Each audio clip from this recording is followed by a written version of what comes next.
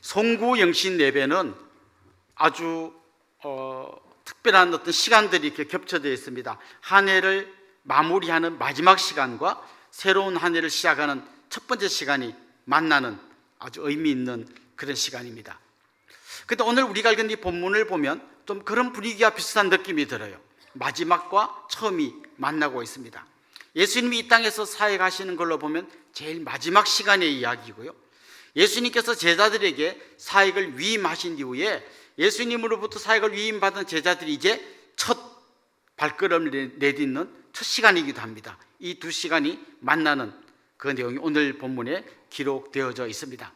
특별히 우리가 읽은 이 본문 말씀 중에 18절부터 20절까지 이 말씀을 흔히 지상명령 혹은 대위임령 이렇게 부릅니다.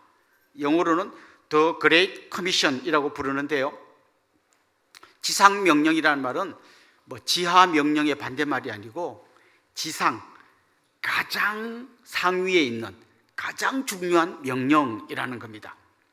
그런데 이 명령을 내리시는 분이 누군가 하면 오늘 본문에 보면 하늘과 땅의 모든 권세를 하나님 아버지로부터 받은 예수님이 명령을 내리십니다. 그러니까 이 명령은 너무나 준엄한 명령인 겁니다.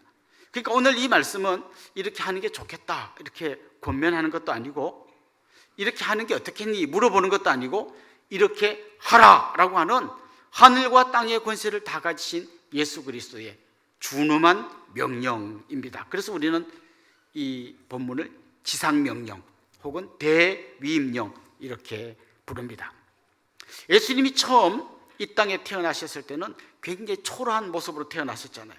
마구간에서 그냥 이름 없는 무명의 목자들이 경배하는 그곳에서 그냥 예수님이 이름도 없이 빛도 없이 태어나셨습니다. 여관에 들어갈 곳이 없고 누울 곳이 없어서 그 짐승의 죽통 거기에 누워 계셨습니다. 그러나 지금 명령을 내리시는 주님은 그렇게 유약하고 연약한 모습으로 오시지 않았습니다. 이제 이 명령을 내리시는 주님은 죽음의 권세를 깨트리고 사탄의 머리를 밟으시고 부활하셔서 하늘과 땅의 모든 권세를 가진 능력의 주님으로서 지금 명령하고 계십니다. 예수님이 첫 사역을 시작할 때에 사탄이 예수님에게 거래를 하자고 했습니다. 나한테 절하면 네 눈에 보이는 세상 모든 영광을 다 너에게 주겠다. 예수님 사단의 간교한 그 거래를 한 방에 말씀으로 물리치시고, 그런 사단과 거래에서 얻은 그런 권세가 아니라 온 우주의 주인이시고 통치자이신 하나님 아버지로부터 받은 하늘과 땅의 모든 권세를 가지시고 오늘 이 본문에 나오는 명령을 하시는 겁니다. 아까 우리가 구호가 뭔지를, 올해 표가 뭔지를 말씀드렸는데요, 온 교회가 온전한 복음을 온 세상에, 이 우리의 구호를 가장 잘 압축해서 담고 있는 본문이 오늘 우리가 읽은 이 본문입니다. 오늘 제가 몇 가지, 특별히 세 가지 이 주제를 중심으로 말씀을 전할 텐데, 첫 번째는 온 교회가 라는 것입니다. 지금 예수님의 이 준엄한 명령을 받는, 명령을 듣는 이 사람들은 누군가 하면 가룟 유다를 제외한 예수님의 11 제자예요. 이 11 제자는 단지 그냥 11명의 사람이 아니라 예수님을 믿는, 그리고 앞으로 예수님을 믿은 모든 사람을 대표하여 지금 이 명령을 받는 거예요. 그리고 11명 한 대만 준 명령이 아니라 대표인 그들부터 시작해서 모든 성도들에게 주신 말씀이에요. 그런데 대표로 이 말씀을 받는 11 제자의 면면을 보면 이 세상에 있는 수많은 성도 중에 가장 믿음 좋은 사람을 고르고 뽑아서 11명을 딱 뽑아놓고 이들에게 말씀을 하는 게 아닙니다. 이 11명의 제자의 면면을 보면 약간 실망스럽습니다. 여러분 이미 잘 아시는 것처럼 이 중에 대부분의 사람들은 갈릴리 호수에서 물고기를 잡던 어부였습니다. 성경을 깊이 연구한 랍비도 아니고요, 높은 지위를 갖고 있는 관직에 있는 그런 고위 관료도 아닙니다. 그냥 저 바닷가에서 고기를 잡는 이름 없는 어부들이었습니다. 예수님의 제자 중에는 사람들에게 손가락질 받으면서 저놈은 인간도 아니다, 우리 민족을 배신한 정말 나쁜 놈이다라고 손가락질 받던 세리도 있었습니다. 그 중에는 몰래 칼을 품고 다니다가 로마 사람을 만나면 찔러 죽이는 열혈혁명당원 출신도 있었습니다. 온갖 그런 사람들이 다 모여있는, 그래서 좀 외람된 표현이지만 그 당시 사람들이 봤을 때는 어중이 떠중이 같은 사람들이 예수님의 제자로 부름받아 있었습니다. 더 놀라운 것은 이 사람들은 한 40여일 전에 예수님이 잡히시고 십자가에 달리실 때 다 도망간 정말 부끄러운 사람들입니다. 그 중에 베드로 같은 제자는 예수님을 모른다고 3번이나 부인한 정말 부끄럽고도 부끄러운 그런 제자입니다. 그런 사람들을 모아놓고 예수님이 지금 명령을 내리는 겁니다. 이 지상명령, 준엄한 명령을 그들에게 내리고 있습니다. 사실 그걸 보면서 우리는 약간의 용기를 얻습니다. 이런 거죠. 이 사람들이 할 줄 아는 거면 나도 할 수 있겠다. 그렇죠? 진짜 우리 중에 막 되게 막 운동 못하는 사람이 뭔가를 새로운 스포츠를 자기가 배워왔는데 당신은 뭐 완전히 족구를 하면 완전히 큰 블랙홀 공이 튕겨나오지 않고 쏙 들어가면 안 나오는 아주 그런 사람인데, 이 사람이 할 줄 아는 운동이면 나도 할 줄 알겠다, 이런 거 아니에요. 그러니까 이 제자들이, 이렇게 자격 없는 같은 이 제자들이 이 명령을 받아서 수행하는 거라면 우리도 할 수 있겠구나라는 용기가 생기는 거죠. 근데 여기 비밀이 있습니다. 이렇게 말도 안 되는 어중이 떠중이 같은 제자들이지만 한 가지 놀라운 비밀이 있는데, 마지막 말씀 예수님께서 뭐라고 하셨는가 하면 20절 하반절에 볼지어다 내가 세상 끝날까지 너희와 항상 함께 있으리라. 그들끼리 놓고 보면 정말 자격 없는 사람이고 이 사람들이 뭘 하겠나 싶은 사람인데, 그들끼리만 있는 게 아니라 예수님께서, 하늘과 땅의 모든 권세를 가진 예수님께서 이 세상 끝날까지 그들과 함께 계시겠다고 말씀하신 거예요. 그래서 이 사람들은 어떻게 보면 형편없는 사람처럼 보이지만 그 예수님이 함께 하시기 때문에 놀라운 사람들로 바뀌어질 수 있는 겁니다. 여기 우리의 소망이 있는 거예요. 우리는 연약하지만, 우리는 부족하지만, 우리는 자주 넘어지지만, 우리끼리 그냥 이 명령을 수행하는 것이 아니라 이 명령을 내리신 주님께서, 하늘과 땅의 모든 곳에 가신 그분께서 우리와 함께 해주시겠다고 약속하셨다는 것입니다. 참 놀라운 것은 마태복음을 처음 시작하는 마태복음 1장 23절 그 부분에 보면 마태가 이사야 선지자의 예언을 소개하면서 예수님이 나시면서 이렇게 이야기합니다.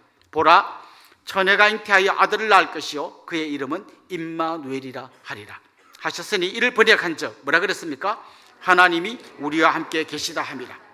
마태복음 제일 첫 장에서 임마누엘 약속을 했다면 마태복음 맨 마지막 장에서 다시 내가 너희와 함께 하겠다고 다시 말씀해 줍니다. 그래서 마태복음은 임마누엘이 처음과 끝에 딱 자리 잡고 있는 놀라운 말씀입니다. 저는 2024년 정말 이 중요한 표를 수행해갈 여러분 한 분 한 분에게 이런 놀라운 은혜의 역사가 있기를 간절히 소망합니다. 온 교회가 복음을 전해야 하는 거예요. 목사는 당연히 전해야겠죠. 우리 장로님들, 권사님들, 앞선분들 당연히 전해야겠죠. 그런데 놀랍게도 보통 이 어떤 한 조직의 그 내면을 잘 들여다보면 보통 20%가 열심히 일하고 80%는 구경하는, 이게 보통 우리 조직의 특징입니다. 교회도 그런 성향이 많이 있습니다. 그러나 저는 오늘 2024년 새벽두에 여러분에게 도전하고 싶습니다. 20%가 아니라 온 교회가, 온 성도가 한 마음으로 달려가면 좋겠습니다. 특별히 우리 교회는 계속 교회를 개척하다 보니까 정말 신실한 일꾼들이 개척하는 교회로 많이 파송받아 갑니다. 그래서 곳곳에 많은 빈자리가 있습니다. 더 많은 성도들이, 아니 온 교회가, 온 성도들이, 모든 성도들이 같이 이 일에 참여하면 좋겠습니다. 그래서 주일에 한 번 와서 예배만 잠깐 드리고 가는 그런 분이 아니라 준엄한 주님의 지상명령을 받아서 나도 바로 그 온 교회의 한 사람으로서 주님의 복음을 전하는 그런 분들이 되기를 간절히 소망합니다. 두 번째 중요한 주제는 온전한 복음을 이라는 겁니다. 온 교회가 전해야 될 복음은 온전한 복음이라는 거예요. 사실 복음은 30초만 해도 전할 수 있고요, 10주 과정으로 공부할 수도 있습니다. 어떤 사람은 몇 년간 전문적인 공부를 해야만 그 복음의 깊이를 알 수도 있습니다. 자칫 잘못하면 우리가 아주 값싼 복음, 너무 싸구려 복음, 아주 핵심이긴 한데 너무 간단해가지고 진짜 중요한 걸 많이 빠뜨리는 그런 복음을 전할 수 있습니다. 특별히 우리에게 필요한 건 뭔가 하면 더 깊은 복음을, 그리고 더 넓은 복음을 전해야 한다는 것이죠. 오늘 본문 19절 20절 우리 같이 한번 읽어보겠습니다. 그러므로 너희는 가서 모든 민족을 제자로 삼아 아버지와 아들과 성령의 이름으로 세례를 베풀고 내가 너희에게 분부한 모든 것을 가르쳐 지키게 하라. 볼지어다 내가 세상 끝날까지 너희와 항상 함께 있으리라 하시니라. 자, 이 온전한 복음을 전하기 위해서 우리 예수님이 제안한 건 바로 방금 읽은 이 말씀이에요.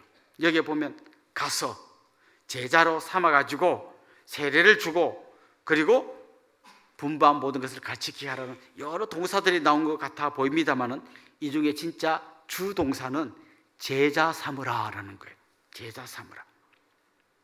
그러니까 그냥 잠깐 복음을 전하는 게 아니라 그 사람이 예수 그리스도의 신실한 제자가 될 때까지 같이 해야 된다는 거예요. 그럼 어디서부터 시작할까요? 처음에는 예수 그리스도가 우리의 구주시며 우리를 대신하여 죽으셨고 부활하셔서 하늘과 땅의 모든 것을 가지신 그런 분이 됐다는 것을 복음을 전해야 합니다. 그래서 그분이 그 예수님을 영접하고 세례를 받고, 세례의 의미가 뭡니까? 이제 나는 죽었고 나는 이제 예수로 살겠다는 거예요. 그걸로 끝이 아닙니다. 이 사람에게 가르쳐 지키게 해야 됩니다. 뭘 가르쳐야 됩니까? 예수님이 분부한 모든 것을 가르쳐 지키게 하라는 거예요. 모든 것. 그 안에는 예수님이 마태복음에서 전했던 수많은 말씀들이 있습니다. 그걸 가르쳐 지키게 하는 거예요. 크게 한 세 가지로 그 온전한 복음 안에 들어가야 할 내용들을 좀 요약한다면 이런 겁니다. 복음 전도와 가르침이 필요하다는 거예요. 세례받고 예수 그리스도 외에는 구원받을 길이 없고 나는 예수 그리스도를 통하여 영원한 천국의 백성이 된다는 이 핵심을 전해야 되고 또 가르쳐야 합니다. 특별히 여러분의 자녀들에게 이 복음을 가르쳐야 됩니다. 믿음이 어린 사람들에게 이 복음을 가르쳐서 그냥 듣고 이해하는 정도가 아니라 가르쳐서 지키게 하라. 그까지 해야 된다는 거죠. 두 번째 복음 안에 또 중요한 주제가 담겨져 있는데요. 사회를 향한 긍휼과 정의가 필요하다는 거예요. 언제 예수님 이런 말씀하셨죠? 방금 이야기했잖아요.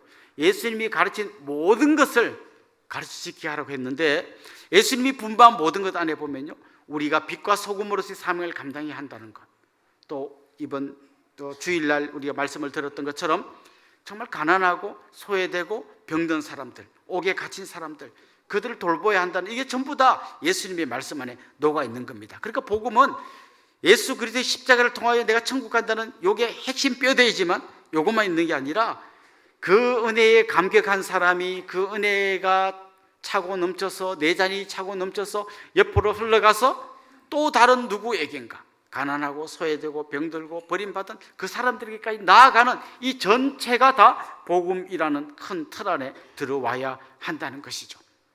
그래서 가난한 사람들을 향한 긍휼함, 그리고 이 어두운 세상을 밝히는 진정한 정의가 우리 안에 있어야 한다는 것이죠. 마지막으로 이 복음 안에 절대 빠지면 안 되는 소중한 진리가 뭔가 하면 창조 세계를 돌보고 다스려야 한다는 거예요. 하나님이 천지를 창조한 다음에 하나님 한 분만을 위에 모시고 나머지 피조 세계를 인간들 보고 돌보고 다스리라고 권한을 위임해 주셨어요. 그런데 어느 순간 인간이 범죄하면서 이 모든 걸 다 잃어버렸습니다. 이제 우리가 예수님을 영접하고 예수님의 백성이 된 다음에 회복해야 되는 게 뭔가 하면 잃어버린 창조 세계에 대한 관심과 돌봄이에요. 왜 우리 교회가 종이컵을 쓰지 않고 저 좀 귀찮지만 컵을 씻어가면서 써야 합니까? 하나님이 만든 이 아름다운 창조 세계를 지켜야 될 사명이 우리 안에 있고 이게 다 복음이라고 하는 큰 덩어리 안에 다 녹아 있는 것입니다. 이제 이 지역에 있는 여러 더러운 것들을 청소하기도 해야 될 거고요, 환경을 오염시키는 것들을 우리가 더 덜 쓰고 더 하나님 기뻐하시는 아름다운 창조 세계를 회복하는 이 일을 해야 된다는 거죠. 자, 그러니까 복음은 한편으로는 우리가 아는 것보다 더 깊이 들어가야 됩니다. 예수님이 십자가에서 나를 위해 죽으셨고 그것 때문에 구원받았습니다. 이거는 한마디면 요만큼만 해도 다 진리가 담겨 있지만 그 은혜를 알면 알수록, 그 사랑의 깊이를 알면 알수록, 그 사랑의 높이를 알면 알수록, 그 사랑의 넓이를 알면 알수록, 그 사랑의 길이를 알면 알수록 더 크고 풍성한 이 복음을 우리가 경험해야 한다는 것이죠. 자, 그렇습니다. 온 교회가 온전한 복음을, 그다음 마지막은 뭐죠? 온 세상에 전해야 합니다. 온 세상은 여기서부터 이 지구 끝까지입니다. 우리가 여기까지 복음을 전해야 합니다. 그런데 한편으로는 이 공간이 확장되어 가는 것이기도 하지만, 또 한편으로는 우리가 보지 못했던 내 가까이에 있는 수많은 사람들도 아직 복음을 제대로 경험하지 못한 사람이 있다는 거죠. 여러분 집에도 있을 수 있습니다. 여러분 가정에도 있을 수 있습니다. 특별히 우리 동네에 있는 수많은 어려운 분들, 가서 모든 민족을 제자로 삼아라고 하는 이 말씀을 가지고 우리 주위를 한번 돌아보면 좋겠어요. 당시 유대인들은 유대인에게만 복음을 전하려고 생각했을 거예요. 그래서 예수님은 이 모든 장벽을 허물어 버렸습니다. 예수님은 하나님과 우리 사이에 있는 장벽을 또 허물어 버리시고, 인간이 만들어 놓은 이 모든 장벽을 다 허물어 버리시고, 저 너희들이 싫어하는 사마리아인에게도, 저 이방인에게도 가서 복음을 전하라고 말씀한 거예요. 복음을 듣지 않아도 될 사람은 아무도 없습니다. 저는 특별히 우리 지역에 땅 끝에서부터 온 많은 사람들이 와 있다는 것이 우리 교회에게 주신 특별한 은혜이기도 하고 복음을 전할 기회이기도 하다고 생각합니다. 우리 지역에 많은 외국인 노동자들이 와 있습니다. 그분들 중에 한 7, 80명이 매주 우리 교회에 와서 한국말을 배우고 있습니다. 제가 재직 세미나 때도 말씀드렸습니다마는 앞으로 제가 은퇴할 한 10년 후 안에, 한 10여 년 안에 우리 교회 안에 주일 오후에 10개의 외국인 교회가 세워지도록 이제 우리가 같이 기도하면 좋겠어요. 오후에 우리 교회 빈 공간이 많습니다. 그 공간마다 네팔 예배, 캄보디아 예배, 우즈베키스탄 예배, 베트남 예배, 수많은 우리 동네에 와 있는 사람들을 위한 예배들이 세워지고 그런 역사가 일어나면 좋겠는데요. 이제 이런 이야기를 하고 기도를 시작하고 나니까 여러 선교사님들하고 지금 연결이 되고 있어요. 그래서 이미 네팔 선교사님은 우리와 동력을 시작하셨고 네팔 예배는 이미 생겼습니다. 또 최근에 태국 선교사님이 이제 나오셔서 우리와 조인이 되어서 지금 태국 라오스 모임이 이제 그 선교사님과 함께, 언어가 통하는 선교사님과 함께 시작이 되고 있습니다. 조만간에 태국 라오스 예배가 생길 것 같습니다. 또 이제 2024년부터 중국의 신장 위구르 지역에서 사역하시면서 중앙아시아 지역의 언어를 잘 하시는 선교사님이 또 우리와 조인하기로 했습니다. 그래서 이미 한 서너 개 교회는 2024년 안에 출발하지 않을까 하는 그런 기대를 제가 지금 하고 있습니다. 뿐만 아니라 우리 지역에는 저 북한에서 생명을 걸고 탈북하신 분들이 많이 계십니다. 그분들에게 복음이 필요합니다. 그분들은 북한에 있는 가족들과 어떤 방식으로든지 연락이 되더라고요. 저는 그분들이 앞으로 이 통일 한국을 책임지고 저 북녘 땅에 복음을 전할 소중한 분들이 될 거라고 확신하고 있습니다. 특별히 우리 지역에는 타지에서 지금 많은 분들이 이사를 들어오고 있습니다. 제가 이곳에서 사역하는 동안 많이 경험한 거지만요, 이사 와서 믿음이 엄청 좋아진 분도 있지만 이사 와서 믿음을 까먹는 분도 매우 많이 봤습니다. 대부분 이런 분들이 많아요. 내가 이 시골 땅에 얼마나 살겠다, 한 2년 살다가 나가야지. 그리고 이제 전세를 얻어서 힘드니까 잠깐 여기 와서 한 2년 살고 나가겠다고 들어오십니다. 근데 이 2년 살 건데 굳이 지역교회 갈 필요 있나? 원래 가던 서울의 교회 가야지. 근데 가다가 눈이 와서 못 가고, 비가 와서 못 가고, 멀어서 못 가고, 차 막혀서 못 가고, 그러다가 귀찮아서 안 가고 하다가 보니까 한 5년쯤, 2년 안에 화성을 벗어나려고 하는 계획은 수포로 돌아가고 주구장창 화성에 사는데 교회만 안 다니고 있는 분들이 굉장히 많이 있습니다. 근데 그분들 중에는요, 누군가가 자기한테 한 번만 좀 손 내밀어 줬으면 하는 그런 바람을 갖고 있는 분도 의외로 많이 있습니다. 그분들에게 우리가 다가가야 됩니다. 뿐만 아니라 또 코로나 이후에 예배가 회복되었지만 교회로 돌아오지 못하고 방황하고 헤매는 많은 분들이 있습니다.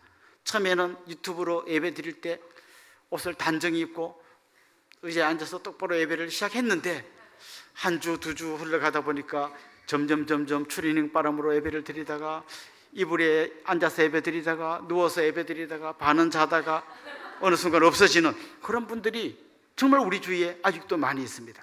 그분들에게 우리가 한 번 더 손을 내밀어 줘야 합니다. 사자는 얼룩말을 함부로 공격하지 못합니다. 누구를 공격할까요? 무리에서 이탈된 바로 그 얼룩말을 집중적으로 공격합니다. 이 공동체에서 떨어져 나가면 사단의 밥이 되기 쉽습니다. 그런 분이 지금 제 말씀을 듣는 중에 생각난다면 오늘 한 번 더 전화해 주십시오. 한 번 더 손잡아 주시고 이끌어 주시면 좋겠습니다. 한편은 우리는 더 열방까지 나아가야 합니다.